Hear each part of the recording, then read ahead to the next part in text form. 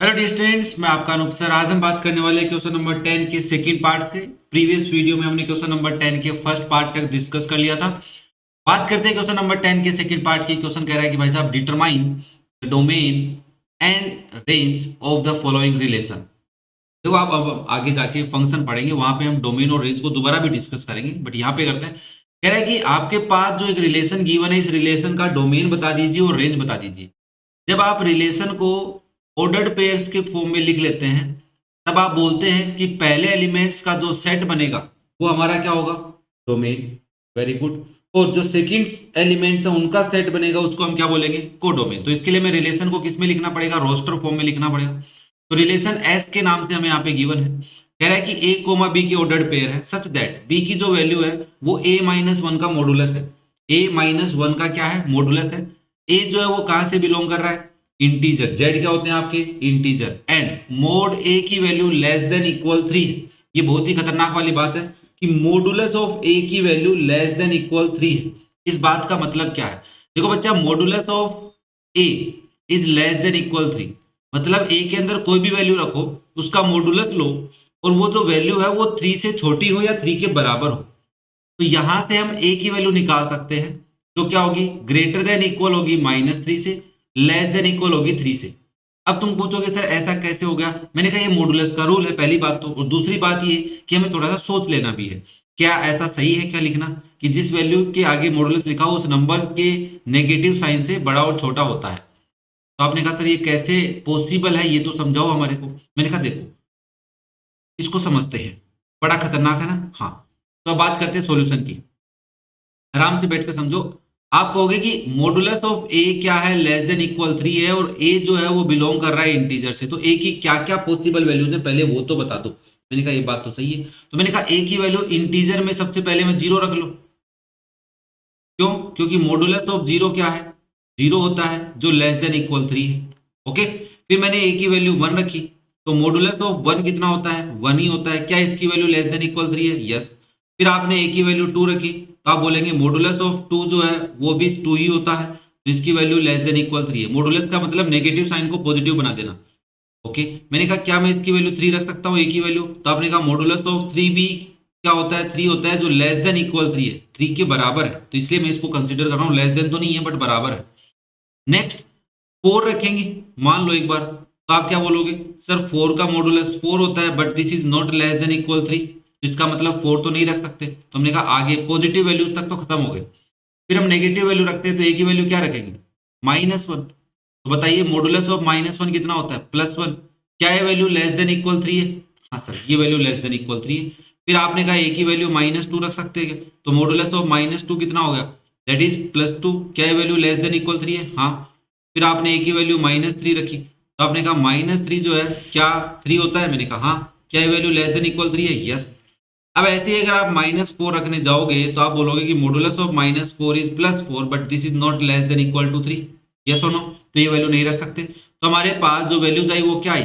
-3 से लेकर +3 तक, 0 1 2 3, और सारी इंटीजर वैल्यूज। तो अगर ऐसा कहीं पे तुम्हें दिखे आगे से, तो आप ये समझना कि मॉडुलस ऑफ ए की वैल्यू का मतलब यहाँ पे होगा कि ए की वैल्यू ग्रेटर देन इक्वल -3 और लेस देन इक्वल +3 हो जाएगी। ओके। क्या ये बात क्लियर है भाई सबको? भाई एक्स, मोड ऑफ एक्स की वैल्यू अगर कहीं ऐसा लिखा हुआ है लेस देन इक्वल वाई है, तो इस बात का मतलब क्या है कि एक्स की जो वैल्यू है वो +y से तो छोटी है बट -y से बड़ी है। ओके। ये वाली बात, इस तरीके से इसको सोचना और समझना है। आई थिंक ये बात क्लियर है। मॉडुलस से रिलेटेड बहुत काम आएगा मॉडुलस, और बहुत यूज में भी आएगा। अब बात करते हैं हम कि सर ठीक है, आपने ए की वैल्यू तो बता दी हमारे को कि ए की वैल्यू 0 ले सकते हैं, 1 2 3 ले सकते हैं, -1 -2 -3।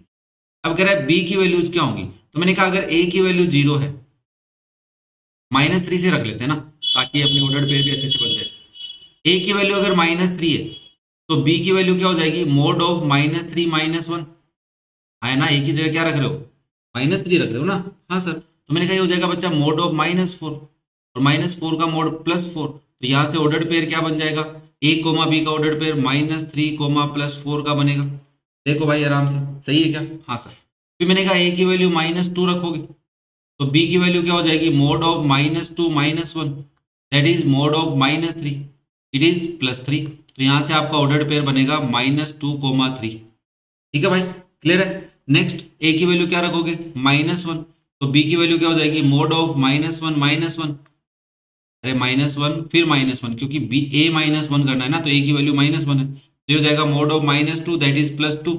तो यहाँ से आपका ऑर्डर्ड पेयर क्या बन जाएगा, -1,2। ओके, फिर आप ए की वैल्यू 0 रखेंगे, तो बी की वैल्यू क्या हो जाएगी, 0 -1, इट इज -1, तो मोड ऑफ -1 इज +1।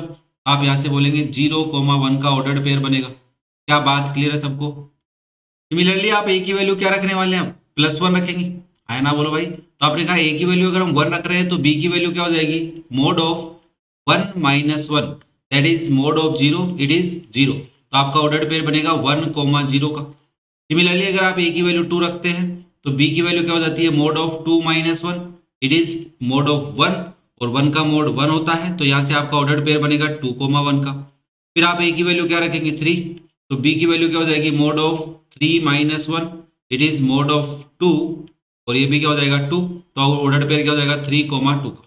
क्या यहाँ तक बात क्लियर है भाई। अब ऑर्डर्ड पेयर कहाँ से लिखे सर, मैंने कहा तुम्हारा मन करे वैसे लिख दो, फिर भी मैं तुम्हें आइडिया बता देता हूँ कि मान लो आपने 0 से स्टार्ट कर दिया, तो 0,1, फिर नेगेटिव से ही कर लेते हैं ना, 0 से क्यों करें, तो नेगेटिव से स्टार्ट करते तो आप क्या लिखेंगे, -3,1 का ऑर्डर्ड पेयर होगा, -2,3, -1,2, 0,1, 1,0 और 2,1 और 3,2।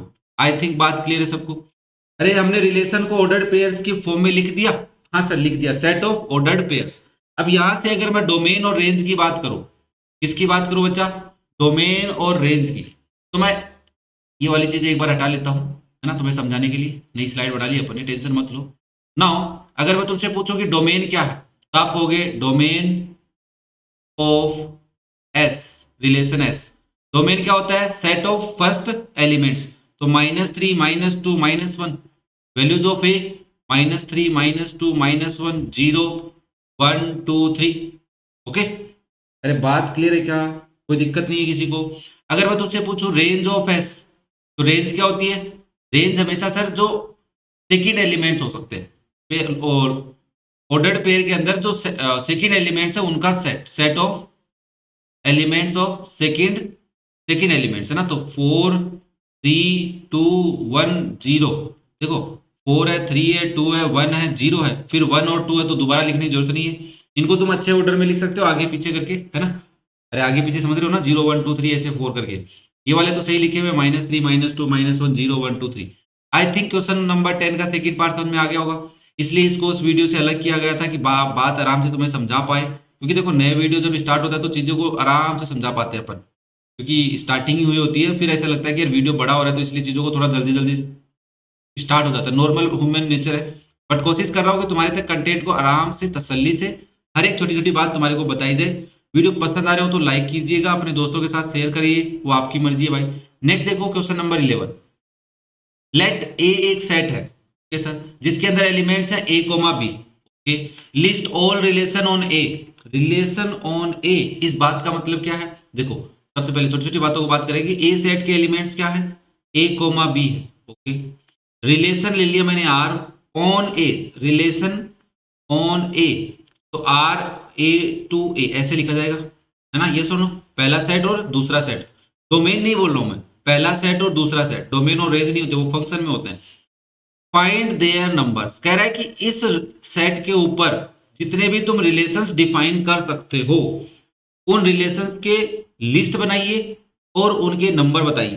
तो देखो नंबर बताना तो आसान है, क्यों, क्योंकि हमें पता है कि sir all relations are subset and equal set of Cartesian product of the sets, जिन सेट पे रिलेशन डिफाइन होता है, जैसे ए टू ए है, तो रिलेशन जो है वो ए क्रॉस ए का क्या होगा, सबसेट होगा। इस लाइन की वजह से मैं बात लिख पा रहा हूं, क्योंकि मुझे बता रहा है वो रिलेशंस ऑन ए बोला है, तो ये वाली बात, इसलिए मैं बोल पा रहा हूं। अगर रिलेशन ऑन बी होता तो मैं बी क्रॉस बी लिखता, relation on A to B होता तो ए क्रॉस बी बोलता। क्या ये बात क्लियर है। अब ए क्रॉस ए के एलिमेंट्स लिखो, सबसे पहले कितने होंगे, ए क्रॉस ए में क्या होगा, ए कोमा बी, और इसी का ही कार्टेशियन प्रोडक्ट किसके साथ होगा, ए कोमा बी के। आप इसके ऑर्डर पे लिख सकते हैं भाई, ए कोमा ए, फिर ए कोमा बी, फिर बी कोमा ए और बी कोमा बी। तो आप यहां से बोल पा रहे हैं सर देखो इन सब का सबसेट बनेगा, मतलब R1 रिलेशन हो सकता है जिसमें कोई एलिमेंट नहीं हो।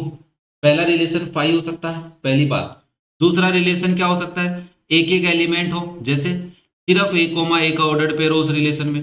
तीसरा रिलेशन ऐसा हो सकता है जिसमें ए कोमा ए के साथ ए कोमा बी हो। देखो ये बात कई बार अटपटी लगती है, कैसे? मैंने कहा अगर मैं कहता कि मान लो ए क्रॉस ए में 1 2 3 है, ठीक है, मान लो एक बार। तो मैंने कहा कि इसके रिलेशन बताओ, तो पहला रिलेशन तो 5 हो जाता। दूसरा रिलेशन तुम बोलते एक एलिमेंट 1 होना। फिर तीसरा रिलेशन देखो पावर सेट, याद आ रहा है, subset, total number of subsets, power set के अंदर बातें चलती थी अपनी। हाँ, 1 2 हो सकता है। फिर ऐसे ही R4 हो सकता है, 1 3 हो सकता है। फिर R5 हो सकता था, दैट इज 2 3। पकड़ में आ रही है बात? जितने एलिमेंट्स होते हैं उनके पावर 2 की पावर 3 दैट इज 8 सबसेट बन सकते हैं। यस और नो? 8 सबसेट्स। तो कितने हो गए? 5 हो गए। सिक्स्थ वाला कौन सा होगा? 1 2 3। हाँ सर। फिर बच गए कौन से सर? सिंगल सिंगल वाले बच गए सारे। तो सेवंथ वाला तो जिसमें ओनली 2 हो, और एट्थ वाला जिसमें ओनली 3 हो, ये बच गए। तो इस तरीके से 8 सबसेट्स बनते हैं ना, याद आ रहा है कुछ? किसी भी सेट के पावर सेट पूछा था, नंबर ऑफ पावर सेट्स, वो वाला कॉन्सेप्ट लग रहा है यहाँ पे। तो हम यहाँ पे सबसेट्स बनाएंगे। इस बात को मैं यहाँ पे इरेज कर रहा हूँ तुम्हें समझाने के लिए, मैंने तुम्हें समझाई है, आगे वाले क्वेश्चन में भी काम आएगा, तो ये कंफ्यूजन नहीं हो कि देखो छोटी छोटी बातों को तुम इग्नोर मार लेते हो यार, कि ये तो चलो ठीक है कोई दिक्कत नहीं है, बट नहीं, ऐसा नहीं है, समझना। तो मैंने कहा ठीक है एक एक का बनाते हैं। सबसे पहले तो मैं इनको हटा लेता हूँ। ए कोमा ए के साथ किसको लिख दो? अब दूसरा कौन सा बना लूँ? अगर बोला सिंगल ए कोमा बी हो, बोला उसने लिस्ट करो, लिस्ट बनाना है, मतलब सारे लिखने हैं। R4 रिलेशन कौन सा होगा जिसमें बी कोमा ए ही होगा? R5 मान लो फिफ्थ रिलेशन कौन सा होगा? बी कोमा बी का होगा अकेला। सिक्स्थ रिलेशन कौन सा लिखे? जल्दी बताओ सर। आप दो दो के पेयर बनाओ, तो मैंने कहा ए कोमा ए के साथ पहले मैं ए कोमा बी को लिख दूं, एक तो ये हो सकता है। फिर ए कोमा ए के साथ मैं बी कोमा ए को लिख दूं, ठीक है, ये भी हो सकता है। या फिर ए कोमा ए के साथ किसको लिख दूं? ए कोमा ए के साथ बी कोमा बी को लिख दूं। दो दो के बन गए सारे। फिर R9 कितने रिलेशन होंगे? 2 की पावर 4 हो गए, और 2 2 जा 4 2 जा 8 2 जा 16 रिलेशन लिखने हैं, ठीक है ना, सारे लिख के दिखाओ, टेंशन मत लो। R9 तीन तीन के बनाओ, तो आपने कहा ए कोमा ए के साथ मान लो ए कोमा बी है, और उसके साथ बी कोमा ए है, ठीक है। फिर मैंने कहा R10 कैसे लिखोगे? आपने कहा सर लास्ट वाले को चेंज करो। देखो तरीका ये कहता है लास्ट वाले को चेंज करो, ए कोमा बी तक, ठीक है। बी कोमा ए की जगह किसको ले लो इसके साथ? अब बी कोमा बी को ले लो। ओके सर, ये पेयर बन गया। मैंने कहा R10 कौन सा लिखोगे? सर आपने कहा देखो ए कोमा ए ले लो, और इसके साथ इसको छोड़ दो, अब इसको लो बी कोमा ए को, और बी कोमा ए के साथ बी कोमा बी को ले लो। ये तो इतना ही बनेगा। अरे हाँ या ना बोलो रे बाबा। सर हाँ, हो गए। और कौन सा है सर? आप एक ए कोमा ए को छोड़ दो, इन तीनों को डाल दो, बस यही बचा लास्ट में 11th वाला। तो आपने कहा ठीक है भाई, ए कोमा बी हो गया, बी कोमा ए हो गया, और बी कोमा बी हो गया। प्रैक्टिस करनी पड़ेगी। 8 12 चार तीन तीन के बन गए। अब कौन सा बच गया? सर सिंगल वाले लिख ही दिए, दो दो के लिख ही दिए। दो दो के में कुछ छोड़ दिया आपने? मैंने कहा हाँ, दो दो के में छोड़ दिया। फिर अपन ने ए कोमा ए के साथ ए कोमा बी को ले लिया, ए कोमा ए के साथ बी कोमा ए कोमा ए के साथ बी कोमा बी। फिर मैंने कहा ए कोमा बी के साथ बी कोमा ए हो सकता है। फिर ए कोमा बी के साथ बी कोमा बी भी हो सकता है। और कौन सा होगा? R14। एक तो पूरा हो गया, वो तो लास्ट वाला याद ही रखना है अपने को। ए कोमा बी कोमा ए के साथ, हाँ बी कोमा ए के साथ बी कोमा बी को लिख दिया। और बताओ लास्ट एक बचा है 15, कौन सा रह गया?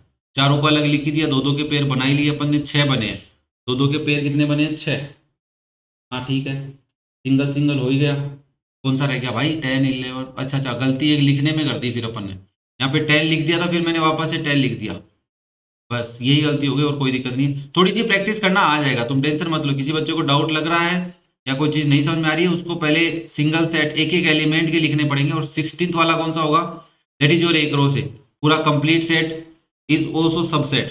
प्रॉपर नहीं होता, प्रॉपर सबसेट अगर कभी तुमसे पूछे ना, तो कंप्लीट वाले को छोड़ दिया करो, ये प्रॉपर में नहीं आता, बाकी सारे प्रॉपर में आते हैं, ठीक है। तो टोटल नंबर ऑफ रिलेशंस कितने हो जाएंगे? हो जाएंगे सर 2 की पावर 4, ठीक है ना। 2 की पावर 4 कितने होते हैं? 16। 4 कहां से लाया हूं मैं? नंबर ऑफ एलिमेंट्स इन एक रो से, क्या ये बात पकड़ में आ रही है? कोई दिक्कत किसी को अगर हो तो कमेंट करके पूछ लेना, फिर भी मैं बता देता हूँ एक बार और वापस से कि जब भी तुमसे कहे कि कोई एक रिलेशन है, वो रिलेशन किसी सेट पे डिफाइन है, तो उस सेट के कितने पॉसिबल रिलेशंस डिफाइन हो सकते हैं, तो आपको पहले ये समझना पड़ेगा कि रिलेशन जो होता है वो ए क्रॉस ए का सबसेट होता है, और हमें ए क्रॉस ए के जितने पॉसिबल सबसेट होते हैं उन सभी के नंबर्स काउंट करने होते हैं। और किसी भी सेट के total number of possible subset ढूंढने हो, टोटल नंबर ऑफ सबसेट्स अगर ढूंढने हो, तो उनको हम पावर सेट वाले कॉन्सेप्ट के साथ कंपेयर करके यहाँ पे ढूंढते हैं, 2 की पावर n। n यहाँ पे क्या है? Number of elements in A cross A. Relation इस सेट पे डिफाइन है तो इसलिए इसका ढूंढेंगे। सिमिलरली क्वेश्चन नंबर 12 देखिए, लेट एक रिलेशन है ए, एक सेट है ए और दूसरा सेट है B, find total number of relations from A into B. तो यहाँ पे बस हमारे को लिखना है क्या कि कितने रिलेशन होंगे, हमें ये नहीं पूछ रहा कि कौन कौन से होंगे, लिस्ट नहीं बनानी। ओके, तो आप सबसे पहले बताएंगे कि ए सेट क्या है।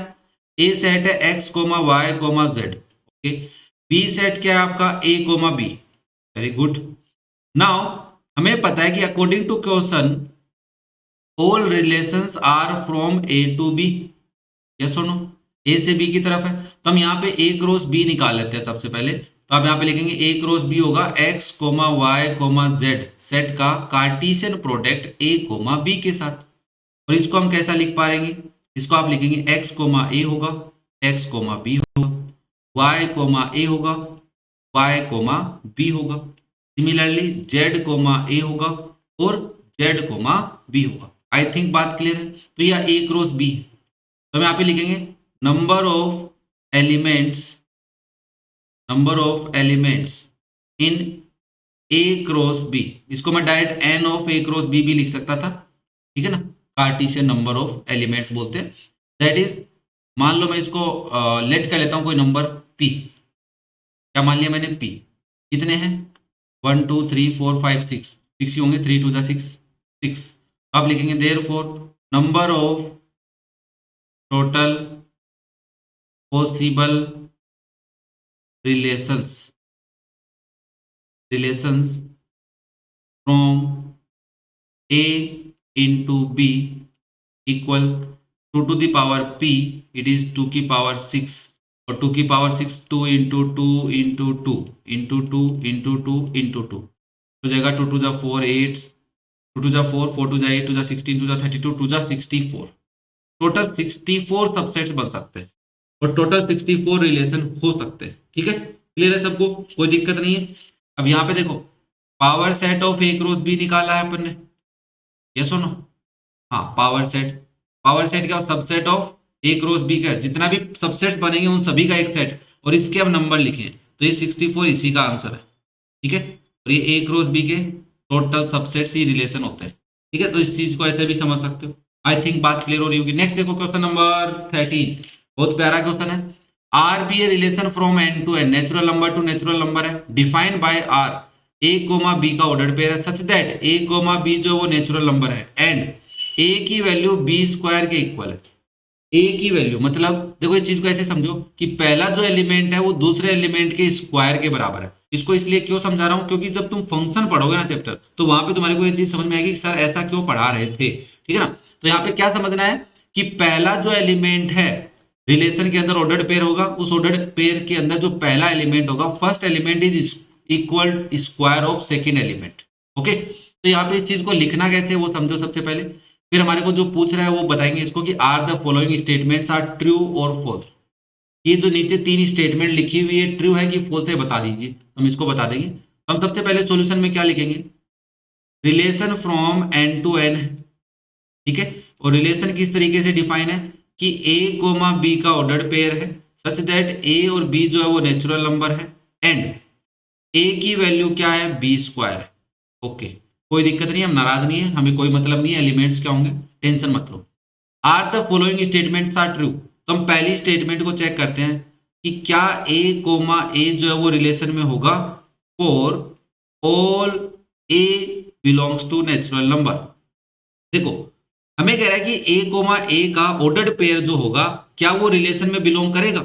हमने कहा देखो अगर ये रिलेशन में है तो रिलेशन ये कह रहा है according to relation, according to R, according to R. ध्यान से समझ रहा, देखो बहुत मजेदार कॉन्सेप्ट है। रिलेशन के अकॉर्डिंग, रिलेशन क्या कह रहा है कि पहला एलिमेंट क्या होना है, ए, वो इक्वल होना चाहिए दूसरे एलिमेंट के स्क्वायर के, तो ए स्क्वायर के। ऐसा कोई नेचुरल नंबर है जिसका स्क्वायर वो खुद के इक्वल हो? तो हमने कहा सर 1 है ना, वो इक्वल है 1 के स्क्वायर के, बट 2 जो है वो इक्वल नहीं है 2 के स्क्वायर के। ये सुनो, हाँ सर ये बात तो सही है, 1 तो 1 के स्क्वायर के इक्वल है, बट 2 जो है वो 2 के स्क्वायर के इक्वल नहीं है। ओके सर, मतलब b की वैल्यू 2 है, a की वैल्यू भी क्या है 2 है। देखो a जो है वो b के स्क्वायर के इक्वल होना चाहिए, तो b का स्क्वायर मतलब 2। तो मैंने कहा अगर a 1 है, a 2 है और b भी 2 है, तो आपका 2,2 जो है वो रिलेशन में नहीं है, पहली बात। अगर आपने कहा सर ऐसा करो ना, फिर a की वैल्यू 2 ले लो, b की वैल्यू 4 ले लो, मैंने कहा सुन, फिर 2 जो है क्या 4 के स्क्वायर के इक्वल है? नहीं सर। तो मैंने कहा 2 जो है वो 4 के स्क्वायर के इक्वल नहीं है, तो 2,4 भी रिलेशन में नहीं है। क्या ये बात समझ में आ रही है? अरे भाई वो ऑर्डर्ड पेयर बनवा रहा है ना 2,2, तो मैंने कहा ए और बी की वैल्यू बराबर लेनी है। ए की वैल्यू 3 लोगे तो बी की वैल्यू भी 3 लेनी है, तभी तो ए कोमा ए बनेगा। इसमें तो 2,4 बन रहा है, 2,4 भी रिलेशन में नहीं है, पहली बात तो। हमें यहाँ पे थोड़ा थोड़ा सोचना पड़ेगा, क्योंकि ये नई नई चीजें लग सकती है तुम्हारे को, बस ये डिफिकल्ट नहीं है, समझ में आ गया ना तब तो कॉन्सेप्ट क्लियर है। आप यहाँ पे कहेंगे a is not equal to a square for all a belongs to natural number. क्यों क्यों नहीं है स्क्वायर के इक्वल? तो मैंने कहा एग्जांपल हमने समझा दिया, तुम चाहो तो लिख देना एग्जांपल कि for example 2 is not equal to 2 square, पहला एलिमेंट और दूसरा एलिमेंट ऐसा ही ऑर्डर पेयर बन रहे हैं, therefore a comma a not belongs to relation for all a belongs to natural number। I think बात क्लियर है। नेक्स्ट देखो इसका सेकंड पार्ट, अब क्या कह रहा है सेकंड पार्ट में कि भाई a कोमा b जो है वो रिलेशन में है, देन क्या b कोमा a भी रिलेशन में होगा? अभी जो जितनी भी बातें तुमसे कर रहा है ना, ये सारी बातें चैप्टर नंबर 3 से रिलेटेड ही कर रहा है, क्योंकि वहां पे तुम्हें पढ़ाया जाएगा। तुमने कहा देखो भाई सेकेंड पार्ट के सॉल्यूशन में आप कहेंगे अगर a कोमा b रिलेशन में है, तो इस बात का मतलब ये है सर कि a की जो वैल्यू है, a कोमा b का जो ऑर्डर्ड पेयर रिलेशन में, तो इस बात का मतलब ये है कि a की जो वैल्यू है वो b स्क्वायर के बराबर है। ओके, देयरफॉर अब हमें अगर b कोमा a रिलेशन में चाहिए, तो इसके लिए क्या होना चाहिए तुम्हारे हिसाब से? ऑर्डर्ड पेयर है a कोमा b की जगह b कोमा a, तो हम बोलेंगे कि पहला एलिमेंट b की जो वैल्यू है वो a स्क्वायर के इक्वल चाहिए। क्या हम लिख सकते हैं कि अगर a की वैल्यू b स्क्वायर के बराबर है तो b की वैल्यू a स्क्वायर के बराबर होगी? जैसे अब ऐसा क्या समझा है ना, यहां से b की वैल्यू निकाल लो भाई, b की वैल्यू क्या आ रही है under root of plus minus a, under root of plus minus a की इक्वल आ रही है ना b की वैल्यू, तो b इज इक्वल है under root of plus minus a। Therefore हम बोल सकते हैं कि b is not equal to a square, तो b कोमा a जो है वो रिलेशन में नहीं होगा सर। अरे मैंने यहां से कहा कि मेरे को ये पता चला a की वैल्यू b स्क्वायर के बराबर है, फिर मैंने कहा b की वैल्यू तो under root plus minus under root a होगा, b की वैल्यू तो a स्क्वायर के इक्वल नहीं है, इसका मतलब b कोमा a रिलेशन में नहीं है। क्या ये बात पकड़ में आ गई, समझ में आया सबको? अब अगर मैं बात करूं थर्ड पार्ट की, थर्ड पार्ट क्या कह रहा है? थर्ड पार्ट हमें कह रहा है कि a कोमा b रिलेशन में है एंड b की जो वैल्यू है b कोमा c है वो भी रिलेशन में है, तो क्या a कोमा c रिलेशन में होगा? तुमने कहा अभी बता देते हैं साहब, सुनो नेक्स्ट स्लाइड पे करेंगे, आराम से करेंगे, तसल्ली से समझेंगे पूरा। तो आपने कहा देखो भाई सर थर्ड पार्ट में आप कह रहे हो कि a कोमा b रिलेशन में है, इस बात का मतलब है कि पहला एलिमेंट दूसरे एलिमेंट के स्क्वायर के बराबर है एंड b कोमा c का जो ऑर्डर्ड पेयर है वो भी रिलेशन में है, जिसका मतलब है b की जो वैल्यू है वो c स्क्वायर के इक्वल है। तो कह रहा है कि क्या a कोमा c रिलेशन में है, तो हमें कहा इसके लिए हमें चेक करना पड़ेगा क्या a की वैल्यू c स्क्वायर के इक्वल आ रही है।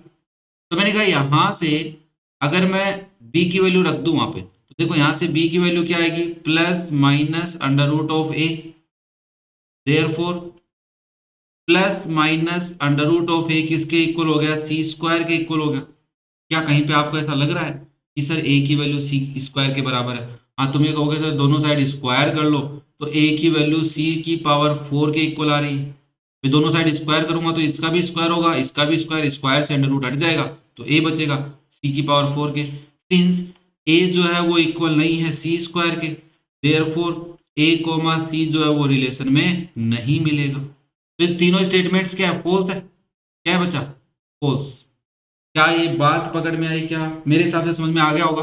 अभी तुम्हें अभी अगर कम आ रहा है तो टेंशन मत लो, देखो तुम्हें समझना है बस, बैठ समझ लोगे तो आ जाएगा, कोई इतनी बड़ी बात नहीं, मैंने हर छोटी छोटी बात इसमें समझा दी है। ठीक है, नेक्स्ट देखो क्वेश्चन नंबर 14। लेट ए एक सेट है 1 2 3 4। अब तुम कहोगे सर 1 2 3 से लेकर 14 तक है तो सारे नेचुरल नंबर है, 1 से 14 तक। Define a relation on set ए, एक सेट ए पे रिलेशन डिफाइन है, तो सॉल्यूशन में हम लिखेंगे सबसे पहले कि ए सेट क्या गिवन है। एक मिनट रुको भाई, ए सेट आपको क्या गिवन है, ध्यान से देखो। ए सेट हमारे को गिवन है सर 1 2 3, 1 2 3 से लेकर 14 तक। ये गलती से लगा हुआ है भाई ब्रैकेट, ये वाला ब्रैकेट गलती से लगा हुआ है, ठीक है। Now relation from A to A given है, ए टू ए। और रिलेशन किस तरीके से डिफाइन है आपको, रिलेशन डिफाइन है कि x कोमा वाई का ऑर्डर्ड पेयर है such that 3x minus y की वैल्यू 0 के इक्वल है। x और y जो है वो दोनों ए सेट से बिलोंग कर रहे हैं, ये ध्यान रखना है। x और y कहां से लाओगे आप, ए सेट से। Depict the relationship using an arrow diagram, इसको यूजिंग एन एरो डायग्राम लिखना है और रिप्रेजेंट करना है। Write down its domain, codomain and range. अब बड़ा मजा आएगा, कोडोमेन, डोमेन और रेंज।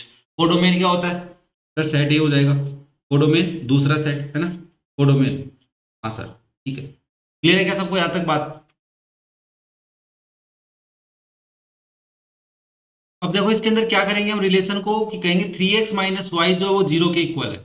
ये वाली कंडीशन हमें सेटिस्फाई करनी है, वही x और y रखने जो इसको सेटिस्फाई करेंगे। तो इसको कैसे सोल्व करेंगे, देखो भाई आपके गिवन है 3x माइनस वाई किसके इक्वल है, 0 के इक्वल। तो यहां से आपने y को उधर भेज दिया तो 3x किसके इक्वल हो गया, y के।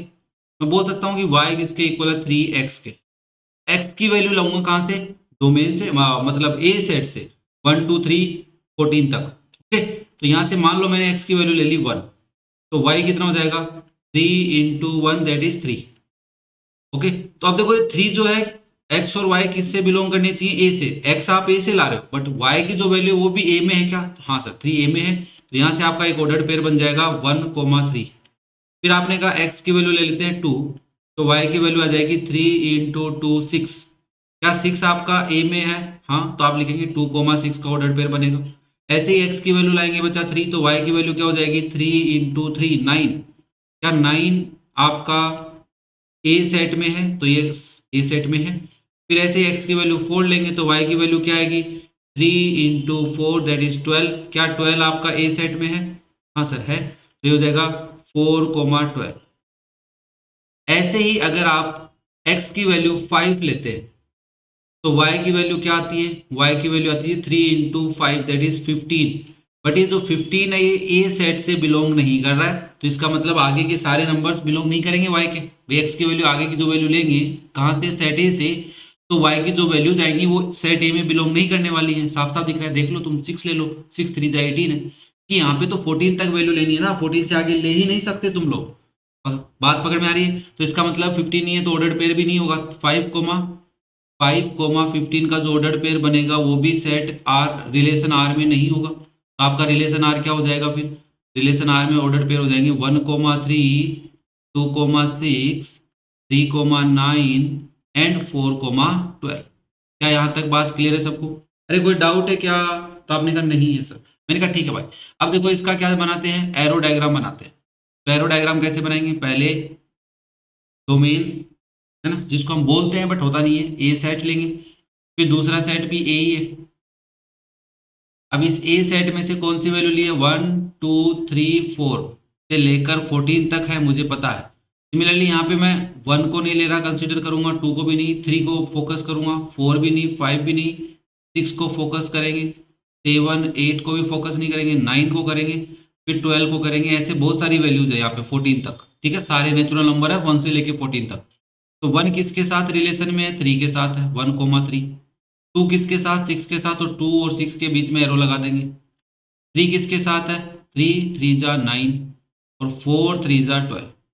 इस तरीके से बना देंगे। बाकी नंबर्स लिख दो, साइड में लिखना चाहो नीचे लिख दो, थोड़ा बड़ा बना लो। तो ये तो हो गया इसका किसका, एरो डायग्राम। क्या बना दिया आप लोगों ने, एरो डायग्राम। अब मैं कह रहा है इसका डोमेन क्या है, तो सर इसका डोमेन क्या होता है, डोमेन होता है जो सेट जिस जिस एलिमेंट्स की इमेज है, ऐसा समझ लो, या फिर ऐसा बोल दो रिलेशन के अंदर जो क्या है डोमेन ऑफ आर, जो ऑर्डर्ड पेयर है उनमें पहले एलिमेंट्स का सेट, तो 1 2 3 और 4।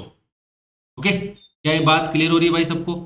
सिमिलरली अगर मैं तुमसे पूछूं कोडोमेन क्या होता है, तो कोडोमेन होता है दूसरा सेट जिस पे रिलेशन डिफाइन होता है, कोडोमेन ऑफ आर।